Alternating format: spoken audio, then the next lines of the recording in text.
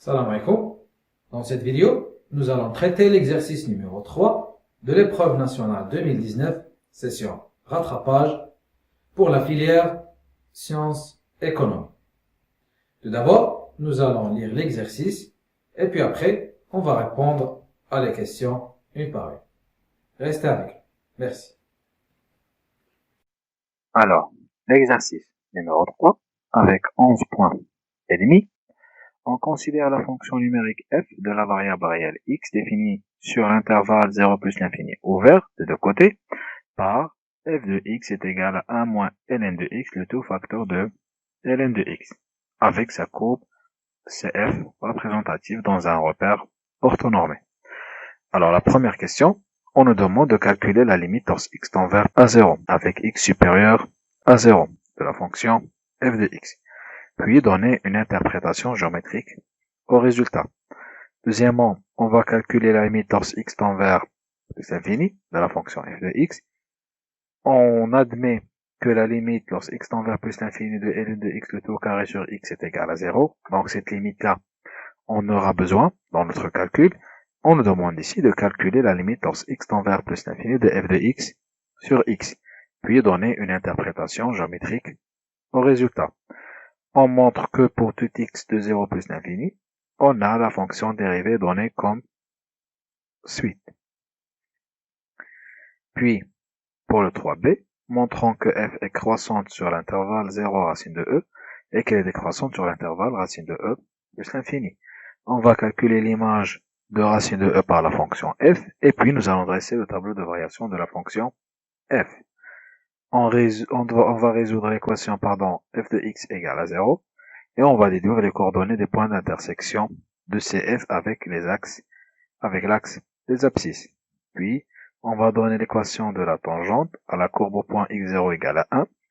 On va montrer, ici on a la fonction dérivée seconde, f seconde de x égale à 1 sur x au carré, facteur de ln de x moins 3. On va montrer que le point donné ici, de coordonnées a, et l'exponentielle de 3 sur 2, moins 3 sur 4, est un point d'inflexion de CF. Et puis, nous avons une figure où est représentée la fonction f, donc c'est la courbe, elle est donnée comme ici.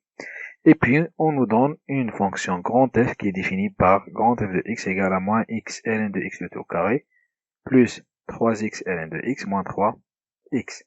On va montrer que grand F est une primitive de petit f, et puis à partir de la courbe, donc, on va donner les variations de f sur l'intervalle 0 plus l'infini. Donc ici, on va déterminer les variations de la fonction grand f à partir du graphe, et pas de la petite f de x. C'est bon? Donc ici, il faut faire la différence entre petit f de x, que sa courbe, c'est celle-ci, et grand f de x, qu'on nous a donné son expression. On va montrer que c'est une primitive de la fonction petit f. Et dernièrement, on va calculer l'aire de la partie assurée. Alors on commence.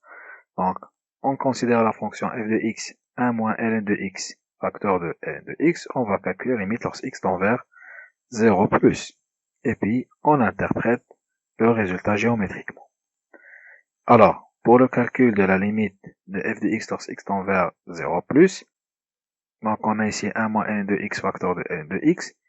On sait que la limite lorsque x tend vers 0 plus de ln de x, ce n'est rien d'autre que moins l'infini. Multiplions la par le signe moins, on trouve plus l'infini. Maintenant, en lui ajoutant le 1, ça reste toujours plus l'infini.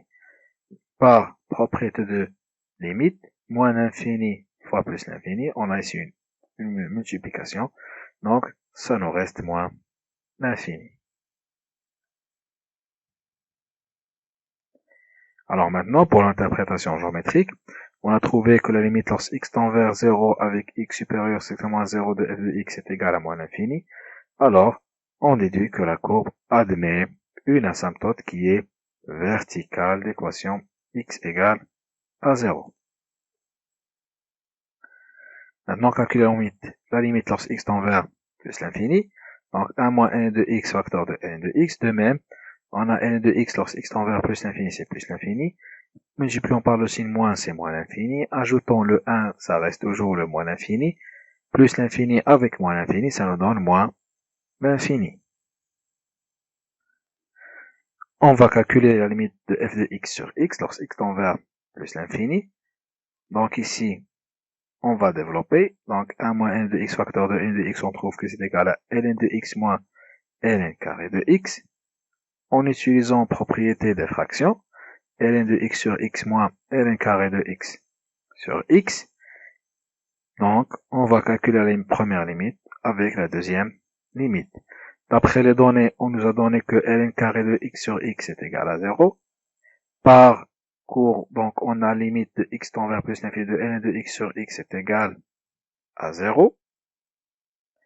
Alors finalement, on trouve que f de x sur x, sa limite lorsque x tend vers plus l'infini est égal à 0. Alors ici, comme interprétation géométrique, on a trouvé que la limite lorsque x tend vers plus l'infini de f de x est égal à moins l'infini. Quand on a calculé la limite de f de x sur x est égale à 0, donc on va dire que la courbe CF admet au voisinage de plus l'infini une branche qui est parabolique de direction l'axe des abscisses. Alors maintenant, on va montrer l'expression de la fonction dérivée, f' de x. Alors on a f, c'est une fonction qui est définie sur 0 plus l'infini par a moins ln de x, le tout facteur de ln de x. C'est une fonction qui est dérivable sur le même intervalle, alors on peut calculer sa dérivée. On a ici 1 moins ln de x, ln de x. On va le développer, on trouve que c'est égal à ln de x moins ln carré de x. On va calculer la dérivée. Donc ici on a la dérivée de ln de x, ici on a la dérivée de ln carré de x. Vous pouvez utiliser d'autres méthodes, comme par exemple le produit de deux fonctions. Alors ici, on a la propriété de la dérivée de puissance. On a u à la puissance n', ce n'est rien d'autre que n u' facteur de u à la puissance n-1. Avec la dérivée de ln de x, c'est égal à 1 sur x. Alors, on trouve notre résultat. C'est que la dérivée de ln de x toujours c'est 1 sur x. Donc, on factorise par 1 sur x et on obtient 1 moins 2 ln de x. D'où le résultat demandé. Alors maintenant, on va étudier les variations de la fonction f. On a, d'après la question précédente, on a f' de x est égal à 1 sur x facteur de 1 moins de ln de x. Alors le signe de f' de x, ce n'est rien d'autre que celui de 1 moins 2 ln de x. Parce que x appartient à l'intervalle 0 plus l'infini, donc 1 sur x, c'est une valeur qui est positive. Alors, on va résoudre tout d'abord l'équation égale à 0. Donc, on trouve ln de x égale à 1 sur 2, d'où x est égal à l'exponentielle de 1 sur 2. On a l'exponentielle de 1 sur 2, ce n'est rien d'autre que racine de e, par propriété de puissance, a à la puissance 1 sur 2, ce n'est rien d'autre que racine de a, avec le a qui est positif.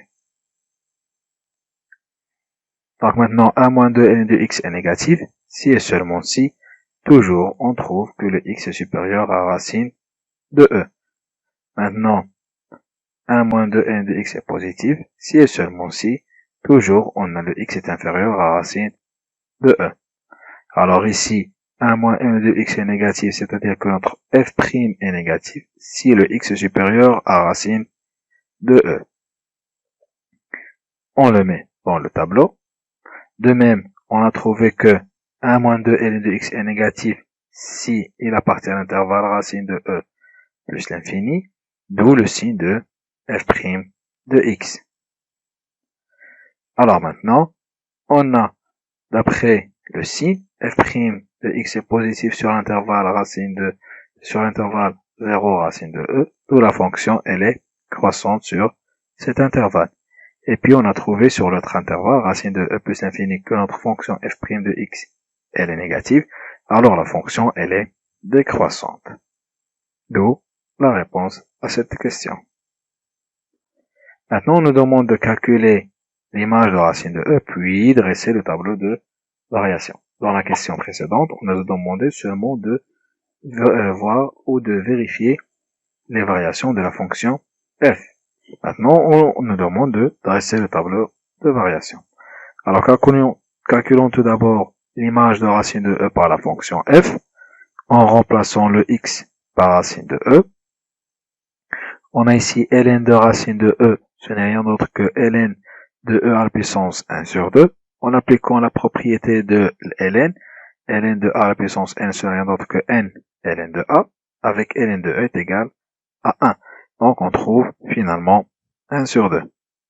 Maintenant, en remplaçant dans la formule de f de racine de E, on trouve 1 moins 1 sur 2, facteur de 1 sur 2, qui est égal à 1 sur 4.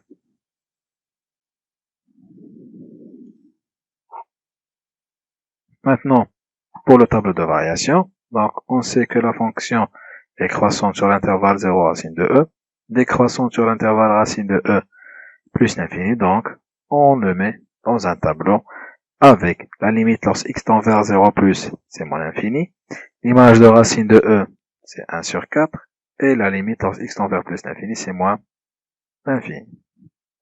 Et on trouve le tableau de variation.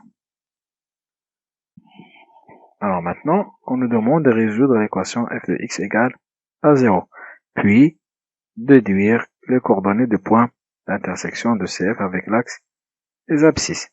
Alors, f de x égale à 0, on va résoudre cette équation. On remplace l'expression de f de x, donc c'est 1 moins n de x de tout facteur de n de x. Comme vous le remarquez ici, c'est un produit entre deux facteurs qui est nul, donc forcément l'un des deux est nul. Alors, 1 moins n de x égale à 0 ou ln de x égale à 0. ln de x égale à 1 ou x égale à l'exponentielle de 0. C'est-à-dire que ici on peut passer directement de ln de x égale à 0, x égale à 1, et ln de x égale à 1 si le x égale à e. Alors notre équation f de x égale à 0 admet deux solutions qui sont x égale à e et x égale à 1. Maintenant, pour les coordonnées des points d'intersection de CF avec l'axe des abscisses, ce ne sont que les solutions de l'équation f de x égale à 0. Donc, c'est simplement les deux points E0, 1, 0. Alors maintenant, on va donner l'équation de la tangente à la courbe CF au point d'abscisse x0 égale à 1. Tout d'abord, on a l'expression de la tangente donnée par y égale à f' de x0, facteur de x moins x0 plus f de x0. Une équation de la tangente, donc ici le point est égal à 1, on va remplacer le x0 par 1. Et on trouve y égale à f' de 1, facteur de x moins 1 plus f de 1. En calculant f' de 1 par son expression, et l'image de 1 par la fonction f dans son expression, on trouve que c'est égal à 0. En remplaçant, on trouve que y égale à x moins 1, c'est une équation de la tangente au point x0 égale à 1. Alors maintenant, on va calculer la dérivée seconde.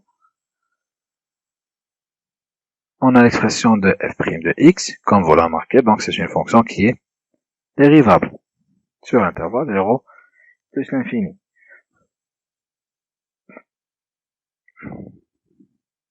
Alors, pour la dérivée seconde, ce n'est rien d'autre que la dérivée de la fonction f' de x, en appliquant ici la propriété des produits. Donc, avec le u, c'est 1 sur x, le v, c'est 1 moins 2 ln de x. Alors, on a la dérivée de 1 moins x, c'est moins 1 sur x au carré, puis la dérivée de 1 moins 2 ln de x, c'est 2 sur x. Avec la dérivée de ln de x, c'est 1 sur x. Alors, on trouve, par factorisation de 1 sur x au carré, moins 1 plus 2 ln de x moins 2. En calcul, on trouve le 2 ln de x moins 3 facteur de 1 sur x au carré, d'où le résultat demandé.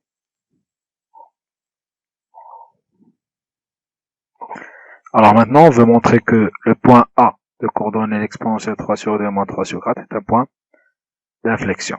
Alors tout d'abord, un point d'inflexion, c'est là où la fonction f seconde s'annule et change de signe. Donc, pour vérifier que notre point A de ce coordonnée est un point d'inflexion, donc il faut voir est-ce que f seconde s'annule en l'exponentielle 3 sur 2 et que l'image par la fonction f est égale à moins 3 sur 4. Alors tout d'abord, on va vérifier si f seconde s'annule et change de signe en exponentielle 3 sur 2. Donc, on va calculer l'image de l'exponentielle 3 sur 2 par la fonction f seconde, déjà calculée. On remplace par 3 sur 2, attention ici pour ne pas faire d'erreur dans l'écriture. Donc ici on a l'exponentielle 3 sur 2, le tout au carré. Parce qu'ici le x on l'a remplacé par l'exponentielle 3 sur 2. Alors on a ici l'exponentielle 3 sur 2, le tout au carré, en appliquant la propriété de la puissance, ce n'est rien d'autre que 3 sur 2 fois 2 qui est l'exponentielle de 3. Et en utilisant la propriété de ln, avec le a c'est une valeur qui est positive, strictement, alors on trouve ln de a à la puissance n, c'est rien d'autre que ln de a, avec ln de e est égal à 1, alors on trouve le 2 ln de l'exponentielle 3 sur 2, dans cette expression-là, est égal à 3. D'où on obtient que l'image de e à la puissance 3 sur 2, par la fonction f seconde, est égale à 0. Parce qu'ici on a trouvé 3, donc le 3 moins 3 est égal à 0. Alors maintenant, on va voir si le f seconde change de signe en exponentielle 3 sur 2. Alors comme vous remarquez ici, l'expression de f seconde, ce n'est rien d'autre que 1 sur x au carré facteur de 2 ln de x moins 3. Alors 1 sur x au carré, c'est une valeur qui est positive. Alors il nous reste seulement à déterminer le signe de 2 ln de x moins 3. Donc cette expression, elle est négative si et seulement si x est inférieur à l'exponentielle 3 sur 2. De même, elle est positive si x est supérieur à 3 sur 2. Donc, on regroupe les résultats dans un tableau de signes, comme vous le voyez ici.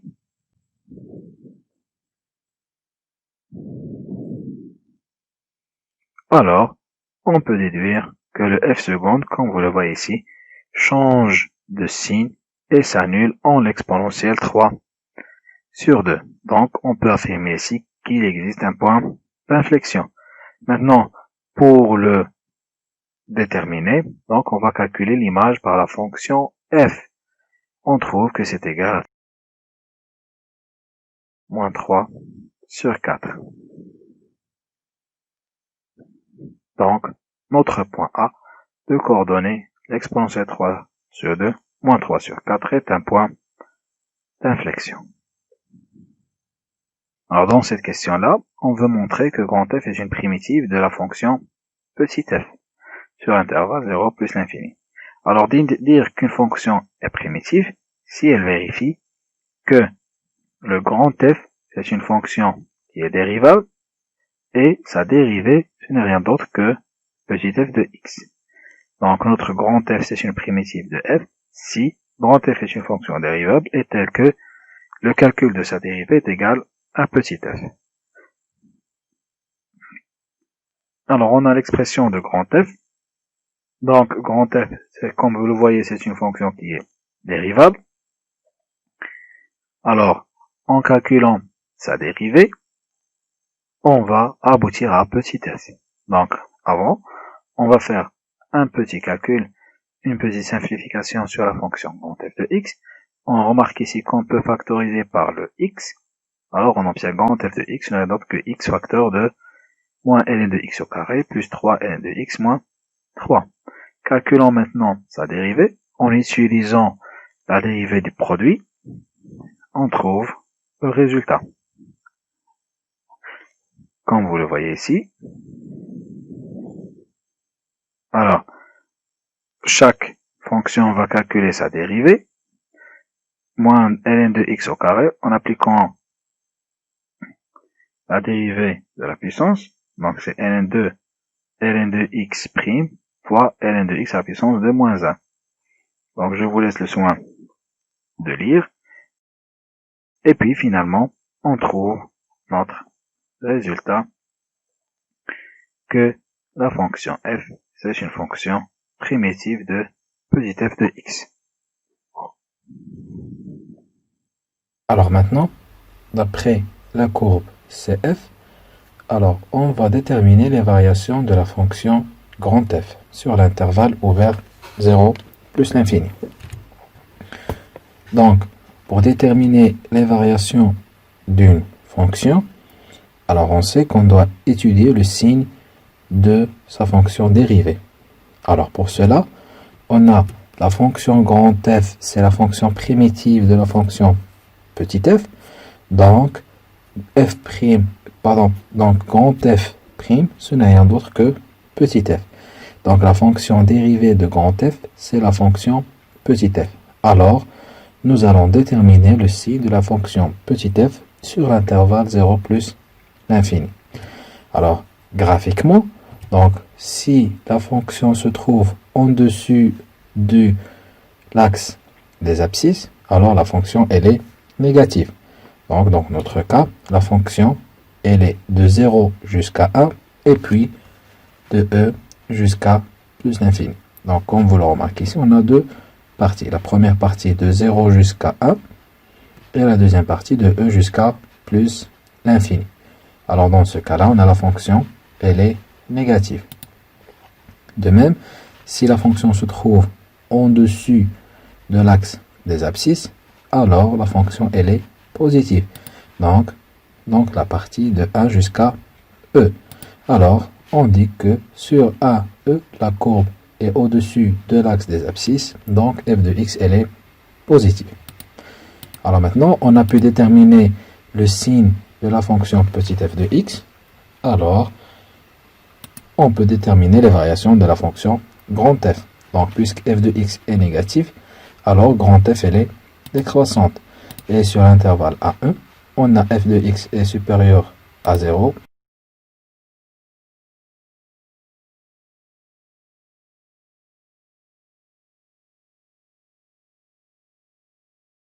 Donc la fonction f elle est croissante. Donc on a pu déterminer les variations de la fonction grand F sur l'intervalle 0 plus l'infini. Alors maintenant, on nous demande de calculer l'aire de la partie assurée. Donc cette partie-là qui se trouve entre l'axe des abscisses et la courbe CF et les deux droites x égale à 1 et x égale à e. Cela en unité d'air.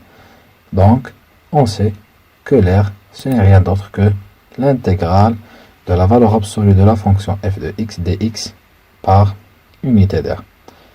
Alors, on sait que sur l'intervalle 1e, on a la fonction, elle est positive, d'où l'intégrale. Donc, on peut remplacer la valeur absolue de f de x par f de x.